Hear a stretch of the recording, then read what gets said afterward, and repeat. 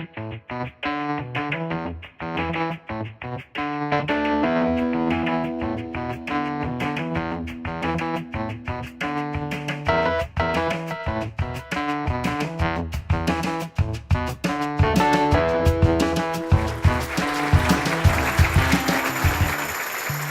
matin tout le monde. Alors, ça me fait plaisir d'être ici. Je suis rentré tard hier, donc j'espère que les idées vont être claires. Écoutez, ça fait effectivement un certain nombre d'années, ça passe vite, que je fais de l'architecture. Et je voyage à travers le monde, un peu partout, puis je vois des projets inspirants, puis je sais qu'il y a énormément de talent ici. Je veux dire, on est créatif dans toutes sortes de domaines. J'ai fait des studios pour la danse, je travaille avec des chercheurs dans le cinéma et tout. Je suis fasciné de la créativité des Québécois. Donc, je me dis, il y a quelque chose qui entrave la créativité dans le milieu scolaire. Je dis, bon, il faut peut-être changer des éléments. Et ce que je me rends compte, c'est qu'on se met beaucoup de contraintes et de carcans incroyables. Alors, je visite depuis, je ne sais pas s'il y a un hasard, mais tout l'automne, j'ai visité je ne sais pas combien d'écoles à travers le Québec. Je suis allé donner des conférences dans les collèges et tout ça. Puis,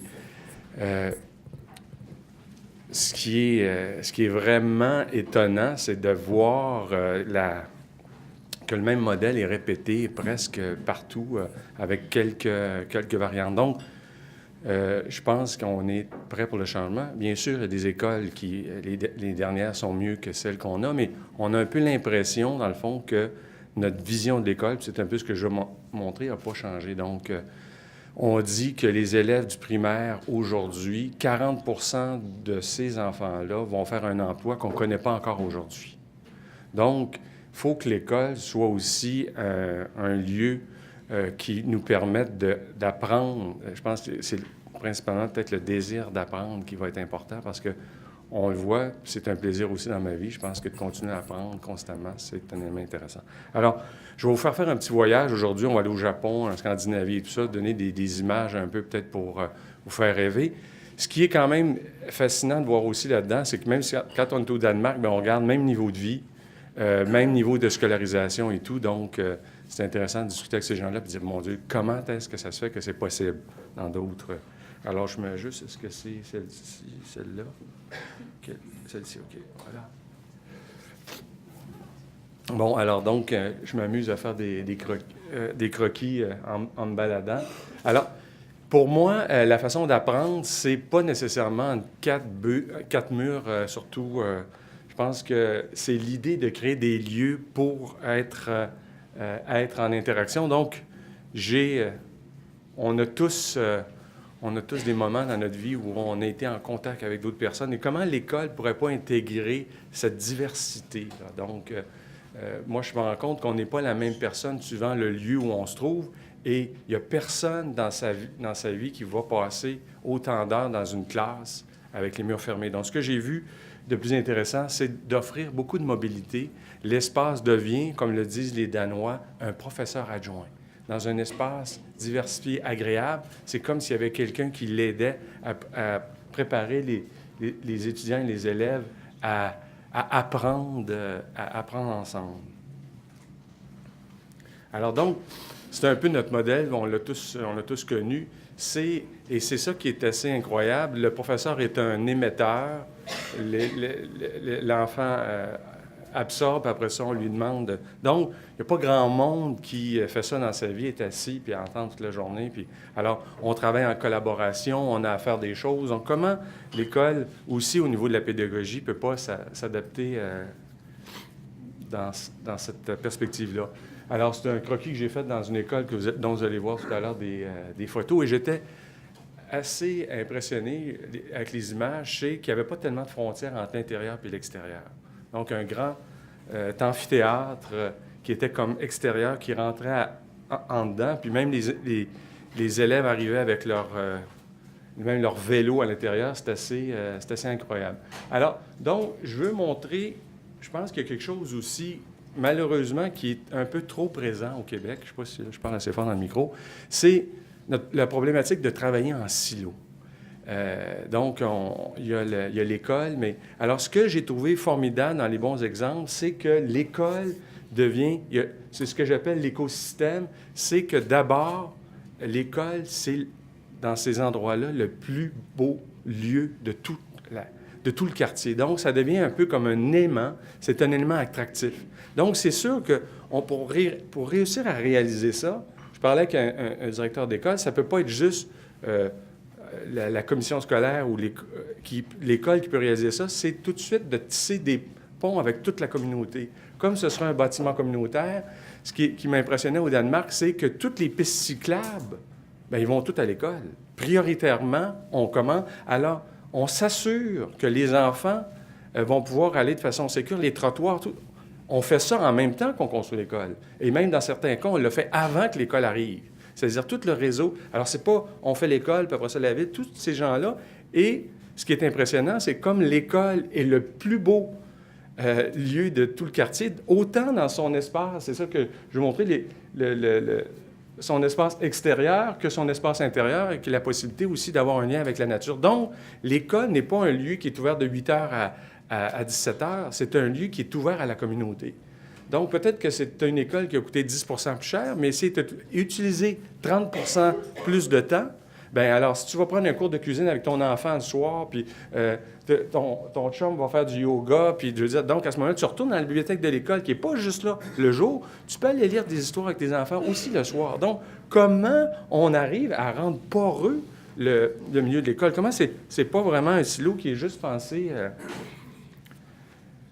Alors, donc, ici, c'est justement une école à Copenhague, donc, qui est vraiment une directrice de CPE. Donc, on voit tout le mobilier, la garderie est comme un peu une idée d'une maison regroupée. Alors, donc, l'important, c'est de créer le milieu qui va favoriser l'apprentissage.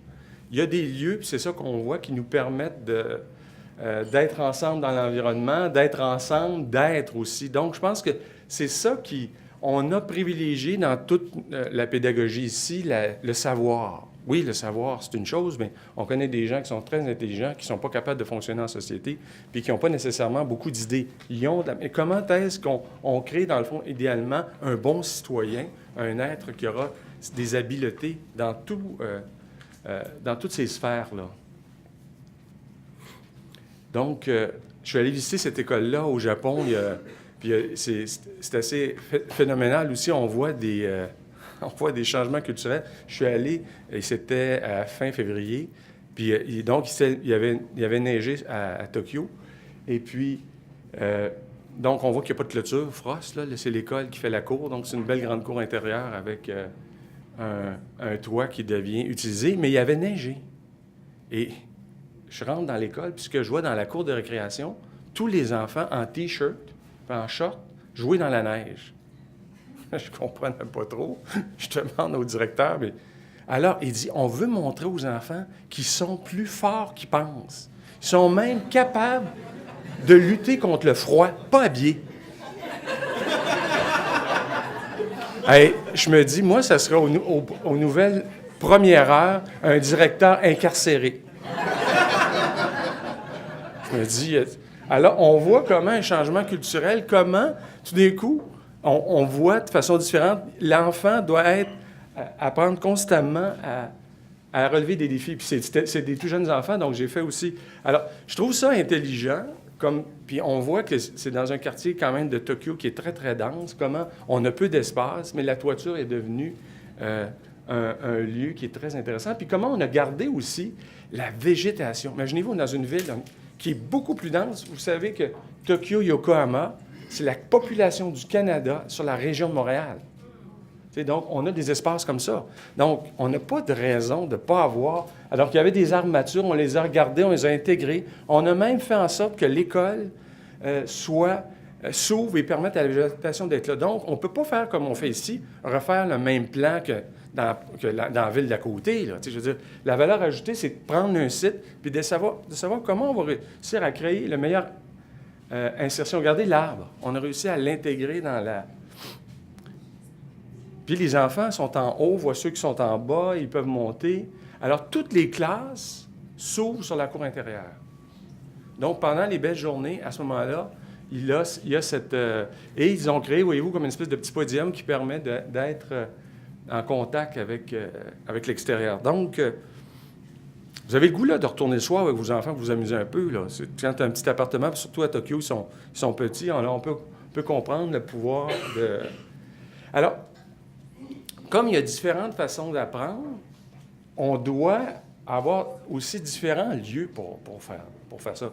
Si vous voulez vous recueillir, si vous voulez lire, bien c'est sûr que l'aller dans le gymnase, ce n'est pas le meilleur endroit. Là. Ça ne sera pas le meilleur... mais si vous voulez collaborer aussi, bien, si vous êtes dans un grand espace, ça va pas très bien. Si vous êtes dans un petit lieu où vous pouvez vous mettre à 5-6, bien à ce moment-là, la collaboration se fait d'elle-même. Donc, et c'est ça qui est important. Peu de personnes, peu d'élèves vont travailler avec un groupe de 30. Parce qu'un groupe de 30, ce n'est pas fonctionnel. Un groupe de 5-6, ça l'est. Donc, d'amener les enfants à travailler en petite équipe de 5-6 plus souvent possible, je regarde, c'est une façon d'aller. Donc, explorer aussi. Je voulais vous montrer les premiers. Comment est-ce qu'on apprend aussi à se déplacer dans des espaces nouveaux pour aussi susciter, je veux dire, une certaine vivacité. Puis il y a le faire, qui est un élément aussi extrêmement important. C'est beau d'apprendre du savoir, mais comment on utilise ce savoir-là pour créer quelque chose? La créativité, c'est vraiment une compétence qu'on doit développer. C'est vraiment essentiel dans ce qui nous... Alors, je vous montre différents lieux associés un peu à ces façons de...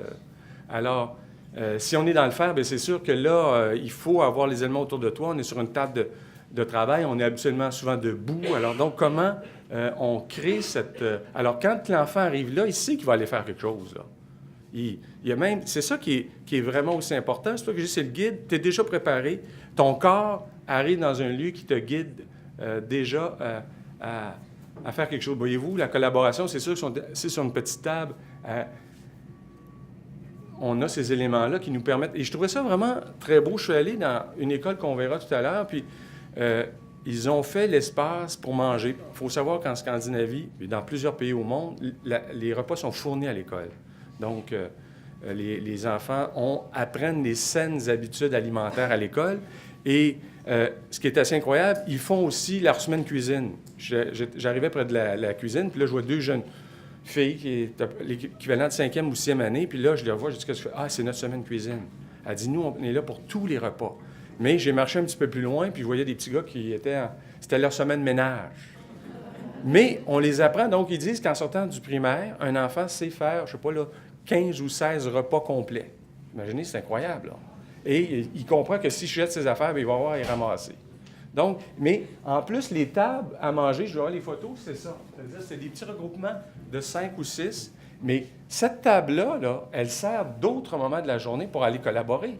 Donc, puis il y a plusieurs classes, à un moment donné, qui sont dans l'espace de l'endroit pour aller manger. Et, en plus, les professeurs mangent ils sont autour des tables, ils mangent avec en même place que les... alors, explorer, voyez-vous, il y a beaucoup cette idée ils ont beaucoup ce genre d'amphithéâtre. Dans ce cas-ci, c'est même un amphithéâtre qui est dans ce qu'on appelle, qu'on n'a pas beaucoup ici dans nos écoles, qu'un agora.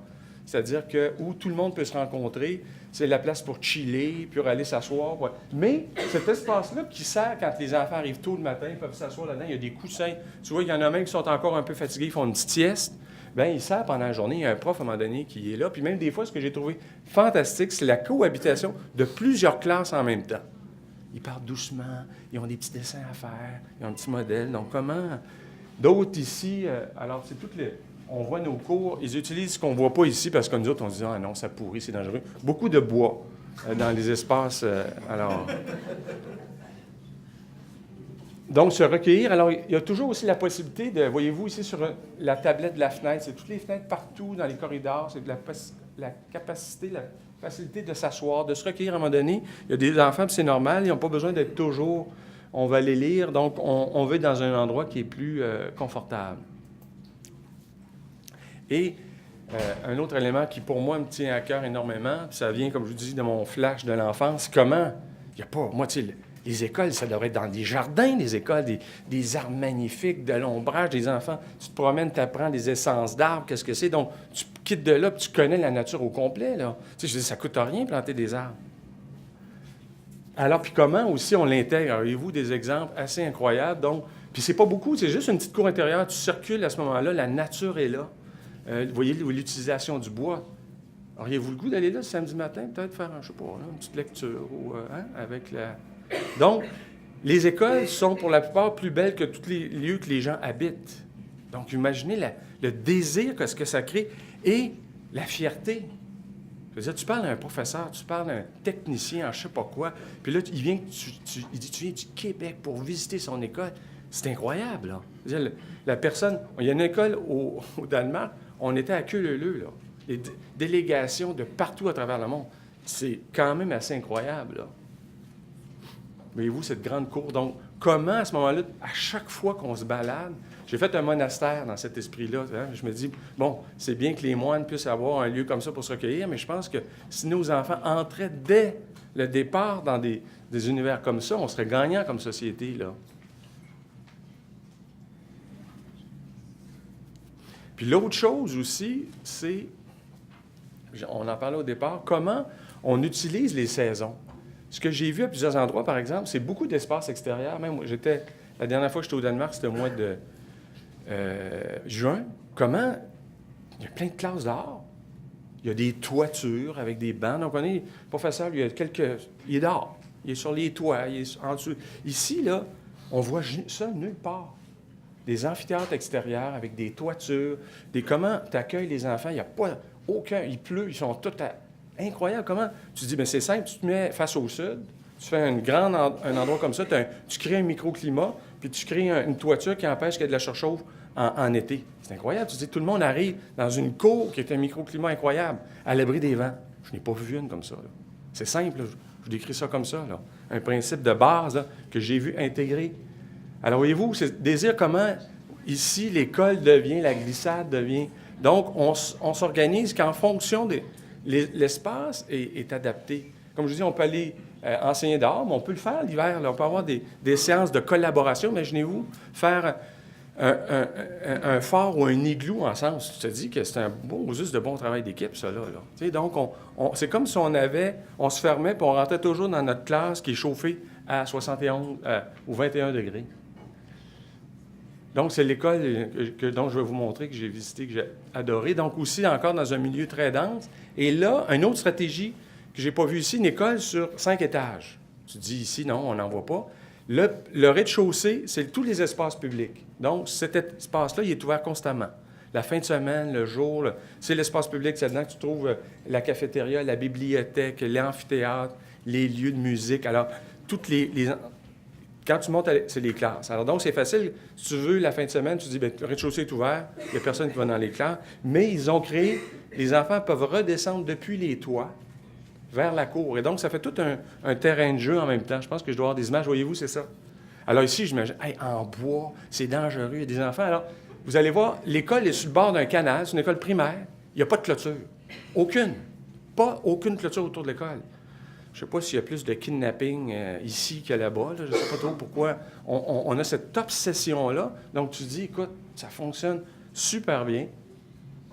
Alors donc, voyez-vous, c'est un peu, je reprends mon idée du camp de vacances. Tu es à l'école, tu as cette capacité de s'amuser. Et c'est ça, je pense, qu'il y a une façon de revoir. En Finlande, les enfants commencent à avoir à 7 ans. Ils s'amusent une année de plus. Il n'y a aucune note de donnée pendant tout le primaire. C'est eux autres qui obtiennent... Dans le concours, j'oublie le nom c'est eux qui arrivent en tête. Donc, ils ont appris aux enfants que pour apprendre, c'est amusant. C'est ça, exactement. Ils sont les premiers depuis plusieurs années dans ce concours-là. Donc, c'est aussi fascinant de voir... alors, je pense que c'est la clé. Je me rappelle, mon garçon était un peu turbulent, puis je me disais, mais c'est pas l'école? Papa, je m'amuse pas. Je suis pas capable de... Alors... Je pense que tout ce qu'on a fait en s'amusant, c'est quelque chose aussi qui est resté, c'est tellement associé à quelque chose d'agréable que ça nous donne, je disais, l'impulsion de continuer dans nos vies. Alors, c'est pour ça que je monte... je pense que ça, pour moi, c'est aussi l'élément clé. C'est un élément qu'il faut changer. Donc, pour changer ça, ça ne peut pas être juste... un directeur d'école, il faut que la communauté, puis quand on fasse une école, c'est pour ça que, pour moi, ça devrait commencer par une grande assemblée communautaire. pour dire, bien, notre école, on l'a fait où, comment, puis avoir des commentaires, puis pas juste, c'est rencontrer les parents, c'est rencontrer les étudiants, c'est rencontrer, hey, on va construire une école dans laquelle il va y avoir, je sais pas moi, 18 millions de jours enfants. On peut-tu prendre 3 semaines, 1 mois, 4 mois à se rencontrer, à se parler, à discuter, à échanger, à mettre des choses, puis leur dire, regardez, le programme qu'on va faire dans notre école, c'est ça. On se rend compte que par rapport à des normes qui sont peut-être obsolètes, ça va coûter 10-15 %. Est-ce qu'on est prêt de façon, comme communauté, à se donner cette qualité d'espace?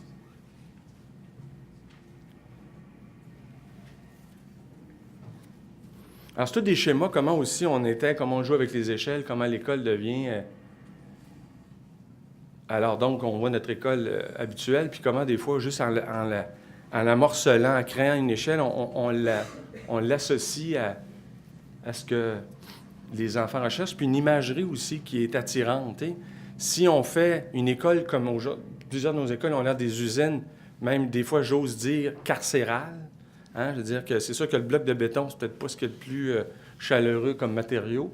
Alors, donc, je pense que c'est d'adapter donc tous ces espaces-là à faire en sorte qu'on aurait le goût de retourner tous ici à l'école. Mais on est capable, je veux dire, j'ai rencontré une ministre de l'Éducation il y a 2 semaines, tu sais, puis là, il m'a dit le nombre d'argent qu'ils veulent investir dans les écoles. J'ai dit, hey, là, on n'a plus le droit à l'erreur. Là.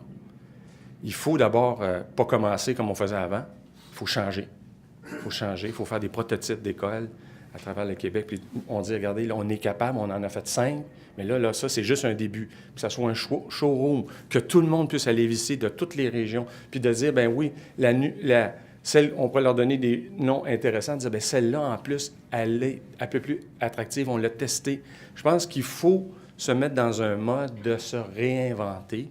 Je pense que quand on le voit comme ça, c'est quelque chose qui, je pense que socialement est stimulant et je pense qu'il aura des retombées qu'on ne peut même pas imaginer encore aujourd'hui. Alors, je pense que je vous laisse sur ces notes-là. Je pense que dans le fond, je pense que c'est un beau défi. Je sais pour enseigner aussi, je vois mes jeunes à l'université qui a les talents est là, mais il est là partout. Mais en fait, c'est quand le talent est là, il ne faut pas aussi l'enfermer. Je pense que c'est pas juste dans l'école. Globalement, je veux dire, on pourrait se mettre dans les CHCLD, puis je pense qu'il y aura beaucoup de prototypage à faire là-dedans pour changer ça aussi. Donc, on se met des normes. Tu te dis, comment ça?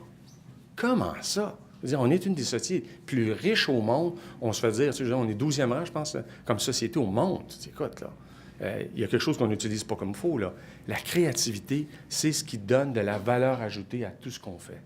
Alors, si on la met dans les écoles, on va voir, là, tu sais, ça va prendre dans 5 ans, dans 10 ans, tout le paysage québécois. Puis l'idée, dans ça, c'est bien sûr, c'est pas de jeter toutes les écoles à terre et recommencer, mais comment on intègre ces nouvelles façons-là, avec créativité, bien sûr, avec efficience, essayer d'intégrer, on parle de développement durable, tout ce qui peut exister. Je veux dire que les enfants soient là, qu'il y a des potagers, qu'il y a des serres sur les toits. Là, je veux dire, je veux pas... Mais c'est des choses qui sont tellement... À imaginer le millier d'heures que les enfants passent dans les écoles. Puis imaginez que ça va être tellement beau que on va tous vouloir aller en passer des milliers, nous autres aussi, pour faire des choses ensemble. Alors, je m'arrête là-dessus. J'espère que je vous ai donné le goût.